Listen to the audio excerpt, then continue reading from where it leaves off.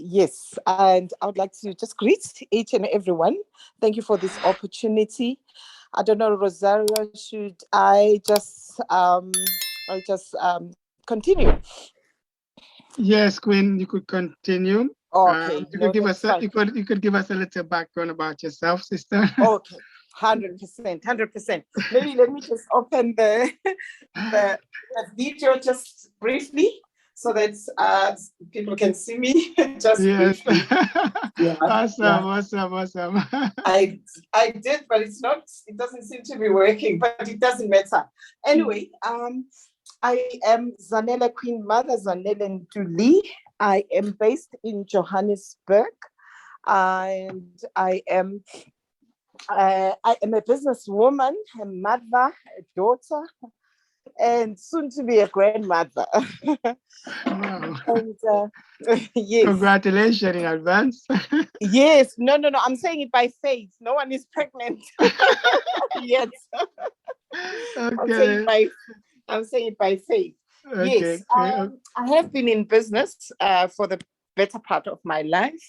I was a political activist with the African National Congress. I don't know if you are familiar with the African National Congress, is the actual ruling party of Mandela. And I was in exile at a very young age. I mean, I was a teenager at the time when I left the country. And I came back and I worked a bit in government, especially during Mandela's time. And then, but I was still very young. I was in my early 20s. And then mid-20s, I just decided that I am not going to work anymore because I was bitten by the entrepreneurial bug. um, and then from there, I just started businesses upon businesses upon businesses. I'm still doing business up until this day. So I started in the events and industry, which is my forte. And then from there, I ventured into a whole lot of other things. And right now, of course, I've got also right now, the latest project that I'm busy with is interviewing the first ladies of Africa. You know, it's funny because you are in the UK, and I mean, people, I'm in the media. I studied public relations, and I've seen how powerful media is, which is what you are doing, my brother Rosario, Okay. because it influences people.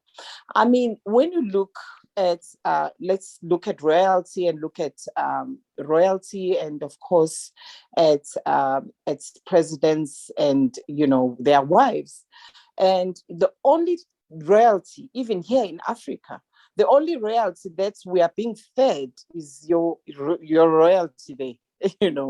The Queen of England, her children, her grandchildren, and I sort of revel. I'm a pan-Africanist by nature. I want to know my own royalty. I want, like, for instance, when Kate got married, I did not care. I told them that the last time I watched a real royal wedding was in Coming to America, and which is as people just like me. Yes, yes. So meanwhile, you are actually in South Africa, all over Africa. I mean, people tune in to look. Okay, at least with the Prince, is it Prince? I don't even know. I know William and the other one. What's the younger one who got married to this half black girl? To be honest, I don't really follow them because I don't regard them as Harry. mine. Harry, yes. I don't look. I don't Thank care. you, Queen. My I've got teenage daughters, and they were like saying, "Mom, Harry is getting married, and she's getting married. He's getting married to a black girl." I said, "I don't care. I don't care," because it's amazing how powerful media can be. Media sometimes it plays on your mind. In fact, it's called program. The programs that we watch, because you are being programmed. Of course, You know, of you course. are We being have been programmed. You need to be brainwashed. Yes. you are being brainwashed, you're being Yeah. programmed. So they were busy saying, Mom, Harry is going to, look, I don't mind this girl. And I love the fact that she rebelled and she's no longer there. But you don't know these things. In fact, I don't care, actually. So I care about my Zulu kingdom. I have royal blood. That's why I'm Queen Mother. But I care more about my Zulu kingdom. I care more about the Nigerian kingdoms that are there, kingdoms that are all over there in Africa, which never gets to be publicized. So what I did then was to start the show. It's called First Ladies of Africa, wherein we interview first ladies again. I mean, all over, we always know who's the wife of the British Prime Minister, who's the wife of Obama, who's the wife of, but we never know our own in Africa. So I started the show, and that interviews even queens and princesses in Africa. So that's my latest project. Also, I started a media company which is called Phakama Africa. I know Phakama, it's Phakama. Some other people they believe it's Phakama. No, it's Phakama Africa, meaning rise Africa. Right. It's a Zulu word. I like it. Yes. Yes, it's a Zulu word. Yes. As arise Yes, Africa. yes. We need to rise as a people, not just Oh Africa. yes. We need to rise Oh as a people. yes. Yeah. Oh yes.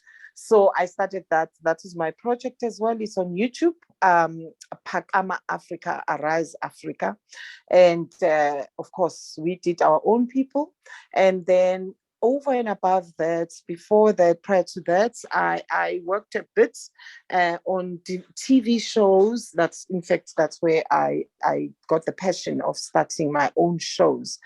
And then right now, what I'm busy with, I am a president of African Investors Council. In 2017, I went to Turkey. People, each and every one of you, Black people everywhere in the world, if you want people to be worshipped and appreciated and loved, please go to Turkey.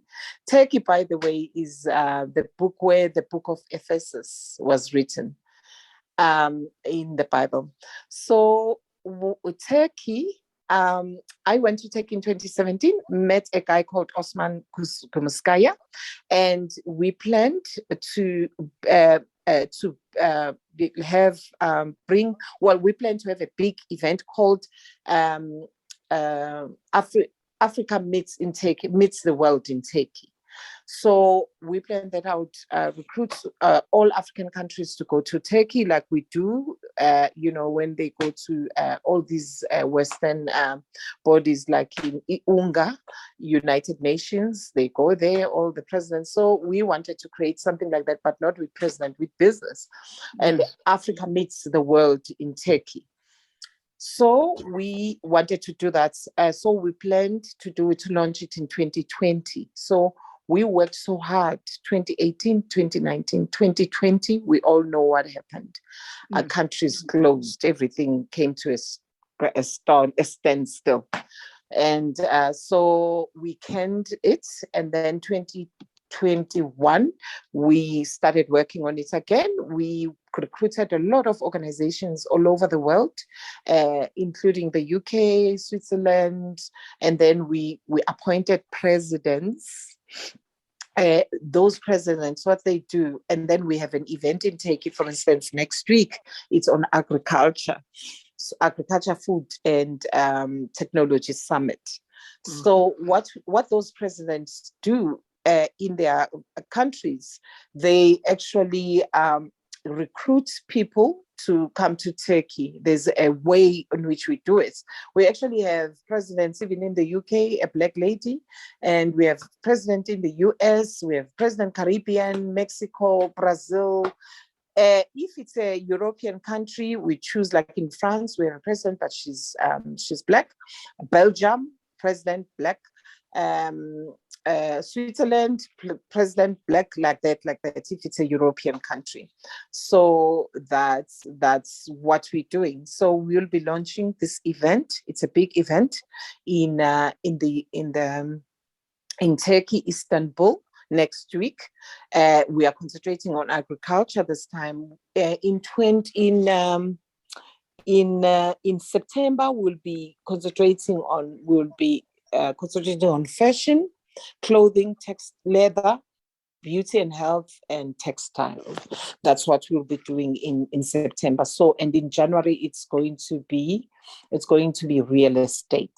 So, Turkish people, let me just tell you this. Turkish people, they love Black people. I went there in 2017 and I was sitting next to the main table. My table was a table 2 at the gala dinner. And the Turkish people were queuing. They formed a queue to come and take a photo with me. I was like, what is wrong with these people? And it's not because of anything. They just love Black people. I went there with a gentleman, a Black guy, and they were just the same with him. And I just asked them not long ago to ask them, why do you like Black people so much? Because even when you are walking on the streets, my God. So I asked them, and they told me that there was a god that they used to worship who was Black long time ago. So if you want to be appreciated, especially you people, because you are not in our continent, and I know you are not appreciated, we are the first suspects, should anything go wrong. I mean, Americans, we always know and see the stories, So if you want to be appreciated, go to Turkey. So, we are launching this event on agriculture next week. And I think I've said more than enough about myself. So I am co-president of this, co-chair. We've got Mr. Keita, who is residing in France. He's our honorary president. We've got Osman Gumskaya. He is our main president. And then we've got, then it's me. I am the co-chairperson of this. And then, of course, we've got over 112 people, 102, sorry. And we are representing over more than 30-40 countries. So that's all that I can say about myself now. But yes, thank you very much for this opportunity. Should there be any other question? I am a Pan-Africanist. I love my Black people. We are the greatest human beings ever because we've got pure love. And I think we are the most beautiful in the whole world. The darker you are, the more high quality you are. Yes. Don't ever believe when they say you are ugly, you are the best. You've got more. You are even better. So I'm a revolutionary. I speak my mind. And that's me in a nutshell. I'm a woman of God too, hey? So yes, that's me in a nutshell. Thank you, Queen. Thank you. Wow. Kings and Queens, any questions for our Queen before we move on to the second part of the presentation? Yes, I would like to ask her if they have a representative from Kenya. Actually, yes, we did, but he didn't do very well. I'll tell you why. I would love to have a Kenyan representative. Because he's based, I'll tell you why. He's based in South Africa. So, and I was asking him, how are you going to do this? Because you are in South Africa. Yes, you are Kenyan. But how are you? He said, no, I'll do it. Then in the middle of the whole thing, then he started saying, no, Zenele, there's elections in Kenya. In Kenya, when there's elections, nothing moves. Nothing. I was like, no way. Yes. So yes, we do, but I don't think he's got time. He was able to have enough time for him to be able to do anything as of significance. Yes, that is open. I can be able, as I'm going to meet the board next week, I can be able to sort of raise that one out and find out from my brother, the Kenyan brother, if really he's going to be able to, because he couldn't work much. Okay. Yes, thank you. Thank you, Queen. Anyone else have any questions or any comments? Yeah. positive and creation energy to you all. I want to ask our queen one question. She said about, she talked about agriculture. Yes. Now, I don't know, yes, the agriculture, ma'am, please, where you're talking, is to teach the African how to grow genetically modified food, what they call GMO or organic food. Okay, can I say this? Okay, we can see, I don't know if it has affected you in the UK, because, well, this is what they say in South Africa, which I sometimes don't believe it, you know. They say the food prices in South Africa have gone very high. I want to believe all over the world. Now, we are not for GMO at all, dear. In fact, when you go to Turkey as well, when they buy different commodities from even Africa, they say they don't want GMO. In South Africa, in fact, Bill Gates has penetrated right deep in the farms all over. In fact, in Kenya as well. In Kenya, what they do, the farmers there, they sort of borrow each other's seed so that they harvest and they keep seed, and they borrow each other from one village to another. What Bill Gates has done was to buy some people, train them so that they can stop those seeds. No, we are not for GMO, dear, at all, because that's not good. Healthy. We are for organic food. And in the deep rural areas all over, you still are able to get organic seeds. Even here in South Africa, I've got a very good friend of mine who is into farming, and he does not buy any GMO seeds because, you know, they have penetrated right deep into the rural areas. They buy farmers, and in fact, in America, I heard that Bill Gates is the one who owns a lot of land now. So what he does, he pays farmers not to produce anything. They want to sort of start this famine, you know, so that, you know, they say there's no food. They get rid of a lot of people. But be that as it may, we don't know about that. But yeah, that's what I've been reading, I've been getting all over. No, we're doing organic, dear. Organic as God intended. Happy for that, ma'am. Thank you. Thank you, sister. Yes, that is why it is very important that we as a people get to unite and get to build as a people together, so that we could push them out in the future. Yes. You know, my brother Rosario, I always say that the world began in Africa. I mean, even science says this, even the Bible says this. If there's one place where the Bible and science agree, is that the world began in Africa.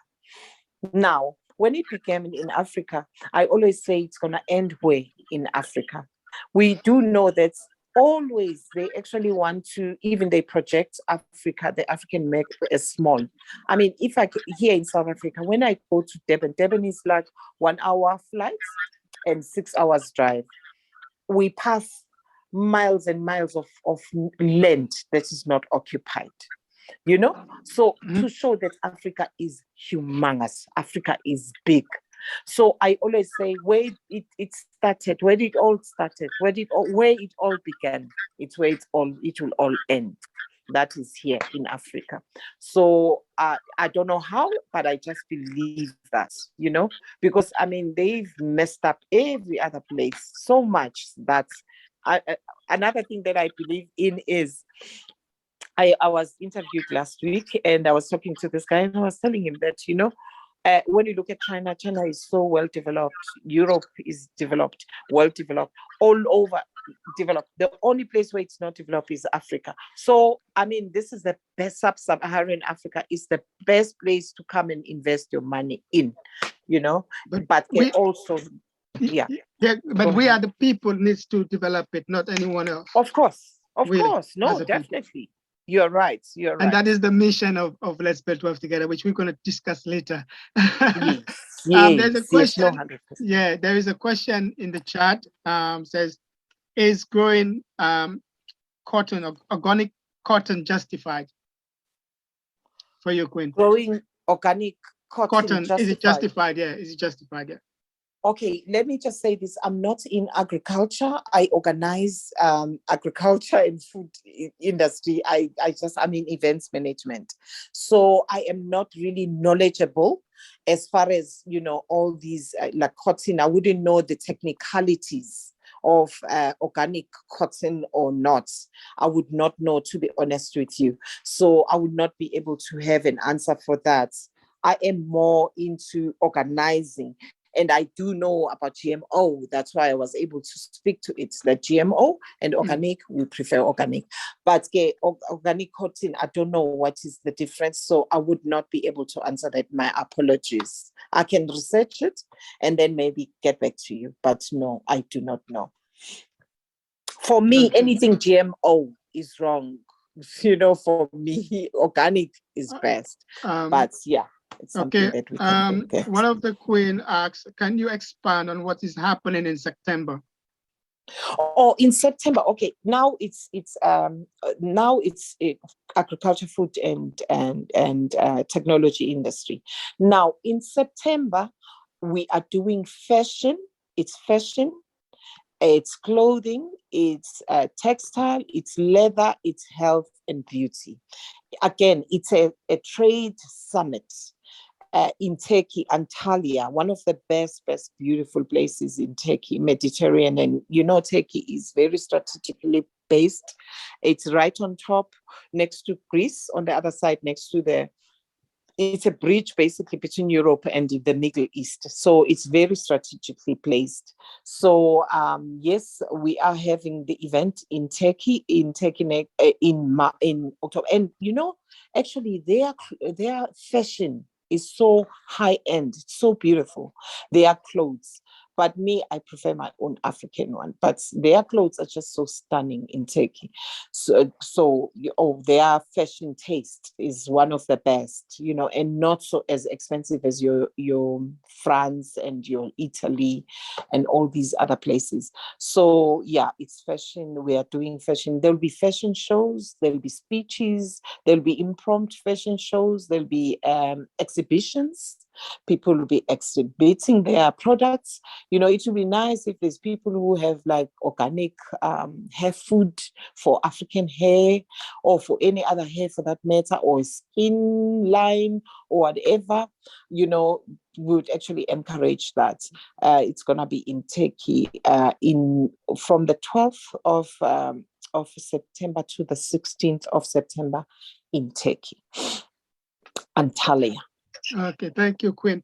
Yeah, and that's where we need to be. That's where we need to be as a people. We need to be to get 100%. To the same level, producing high-end and high-quality products. Oh, yes. And producing them. Yes. One of the Queen also asks, what is the difference between GMO and organic? Can you differentiate between GMO and organic? Yes, I can. That one I can. GMO is when they actually grow the seeds in. Okay, I don't know if you have seedless grapes in the UK.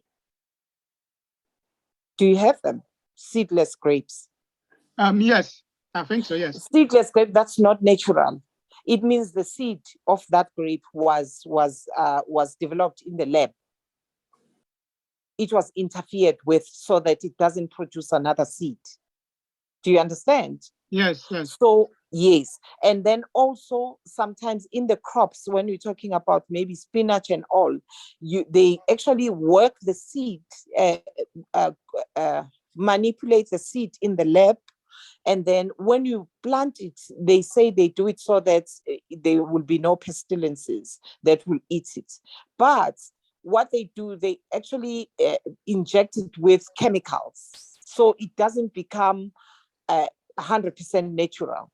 Yes. So it's not, yes, it still tastes the same. Yes, it still smells the same, but it's not 100% that, like spinach, for instance. One of these days I went to get, last week, it was King Rosario. I went to get, you remember I was not well. I usually like taking garlic and eating it when I'm not well, especially when I have a bit of touch of flu. I take garlic, like the clove, like the round garlic, like raw. And then I take one clove and open it and eat it and chew it. I don't want the one that's crushed already because it loses its potency. So I took that one and I bought it from one of the high-end shops here in South Africa, which is like sells, we are told, quality. It's called Woolworths. I bought it from there, and then I did the same. I chewed it and I could tell, man, that this is not what usually when you eat garlic like that, it kicks here in your chest, because it's such a good antibiotic. So I then I took that one, first one, and man, I couldn't feel it. I took the second one, I couldn't feel it. Then I had one small one from like months back that was left in my my vegetable rack. I took that one, and that's when I tasted. Then I said, this one is GMO, this is non-GMO. So it's like that. It smells the same, it looks the same, it grows the same, but it's GMO. If you can check the food we are eating even now, lately, you will check that it's GMO, it's GMO food.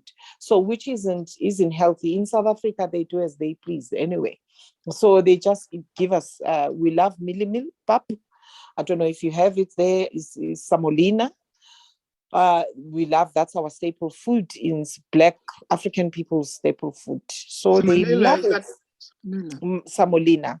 It's pap, like, so it's GMO. Everything's GMO in South Africa. But once you venture even to Zimbabwe, everywhere in the continent, my God, the chicken, like chicken, for instance, in South Africa is one of those soft ones with soft bones.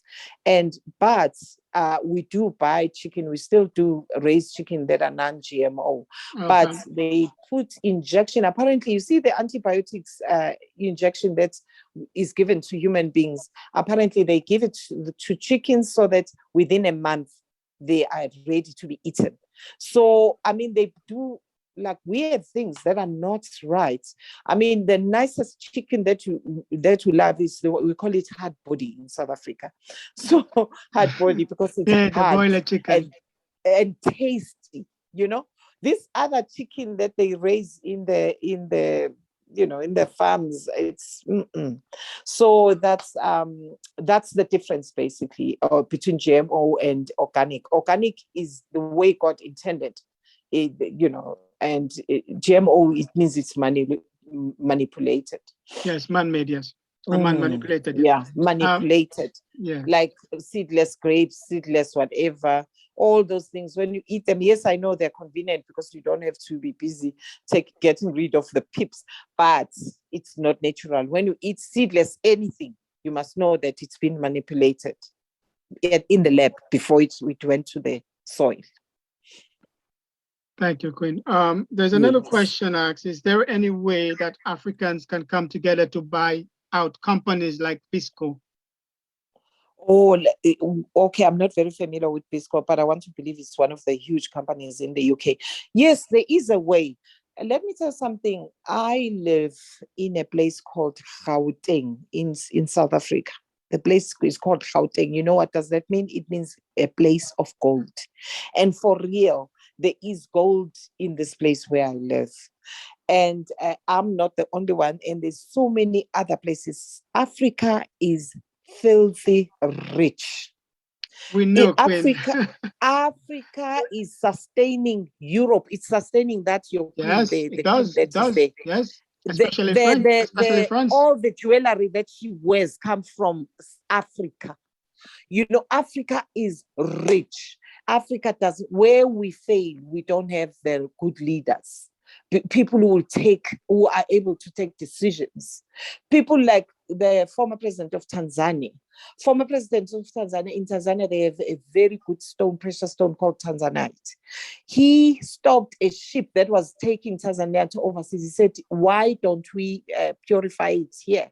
Yes. Africa is extremely rich. Where we lack is the leadership. Our leadership, it's easy for them. They are bots. And they just give, I know of a story in Zambia. The president of Zambia, I don't know, former or current, sold copper belts. They come with these papers, Europeans. They come to Africa with contracts and papers and say, we're going to give us this, or they give them money up front, and then they'll give them wealth that is worth, oh my God, that is worth so much money. So we are rich, and the more they exploit us, the more they discover that there's more for us, you know? So God loves this continent. Make no mistake about it. God loves it. Yeah. Where we lack, it's the leadership. What do we need to do? Go ahead. What I was going to say, sister, sorry for interject. No, it's fine. We cannot depend on the leaders. We as a people need to come together. And if we could build wealth together and get to trust one another and invest as a community, then we could invest in our own minerals, and where we don't give them a chance to come and invest. If we educate our people as well. You are right. I think what needs to happen though with us, it's mind liberation, because we don't love one another. Mind liberation. We need to be liberated in our minds first. Yes. And like, you know, I am so conscious. I've got 3 children, and I'm so conscious when they tell me, sure, I'm not saying other races are ugly or whatever, but I prefer my Black people. I prefer watching Black movies. I prefer everything Black I love. And I mean, it doesn't mean I'm a racist or anything. I'm being conscious, and I want to conscientize my children to love who they are, so that we stop this thing, because we don't love one another. We hate one another. It's even worse when someone else, another race, come between us.